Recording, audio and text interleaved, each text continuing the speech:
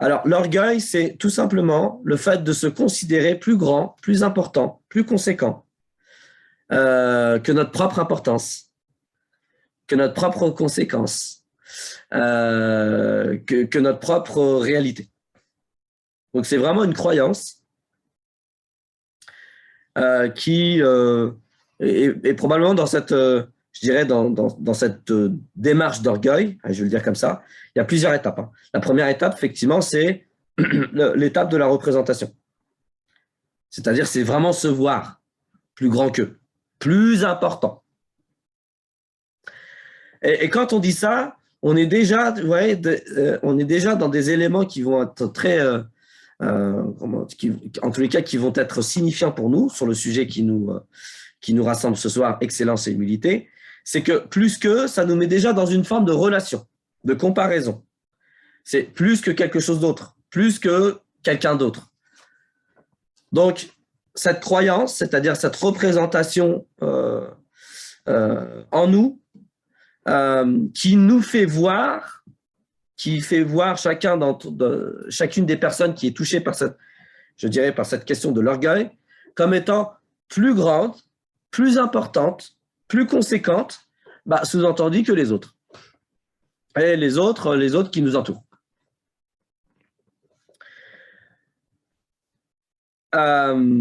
Et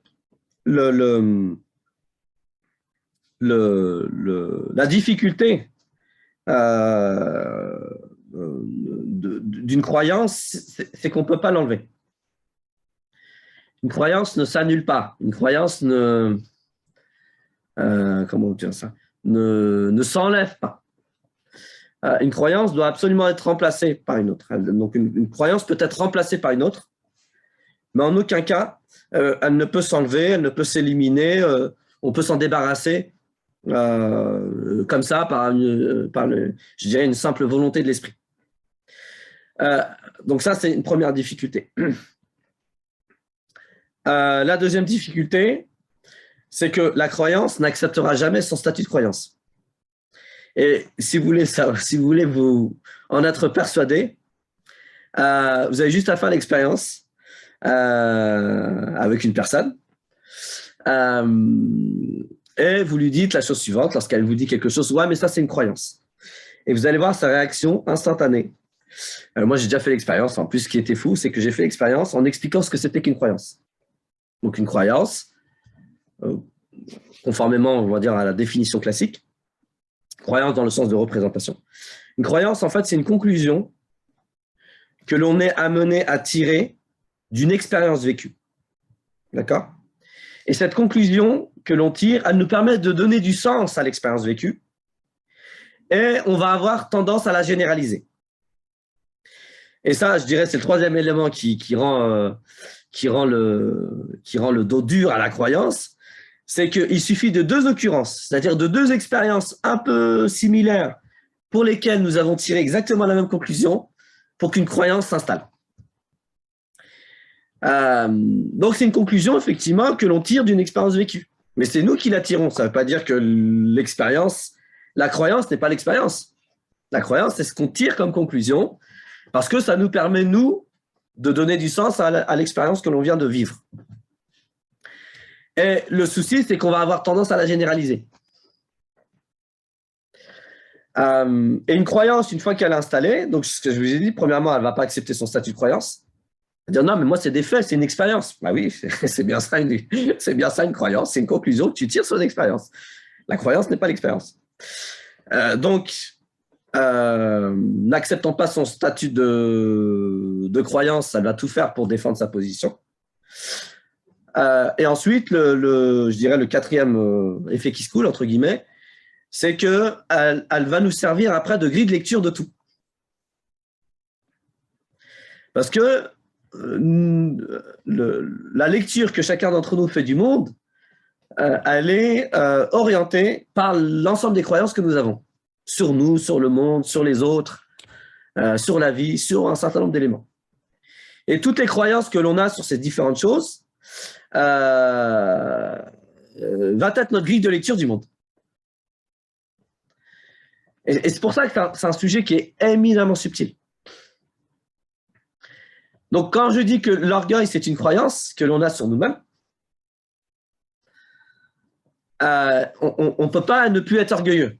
Il faut absolument qu'on remplace cette croyance qui est le fait de se considérer plus important, plus conséquent, plus grand, plus brillant, plus intelligent, plus beau, plus bon, plus doux, bref, tout ce que vous voulez, plus, tous les plus, tous les superlatifs, d'accord, que les autres. Et ce faisant, se croyant de cette manière, on ne laisse plus de place aux autres.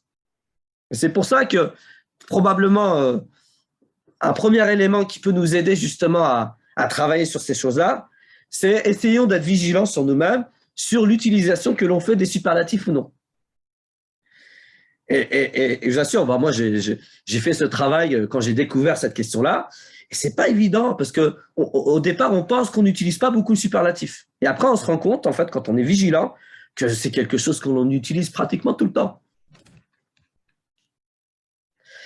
Donc ça c'est un indice, c'est des indices qui nous permettent de savoir est-ce que là par exemple la question de l'orgueil etc.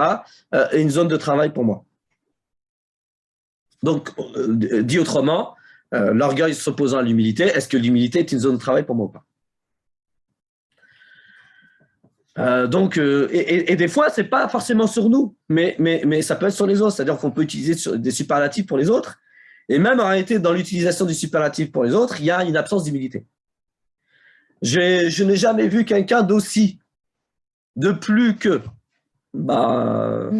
excuse-moi, à moins de connaître les 7 milliards et quelques d'êtres humains qui habitent le monde, et que tu as pu faire une comparaison extrêmement précise et objective, on ne peut pas dire qu'il n'y a pas plus que la personne.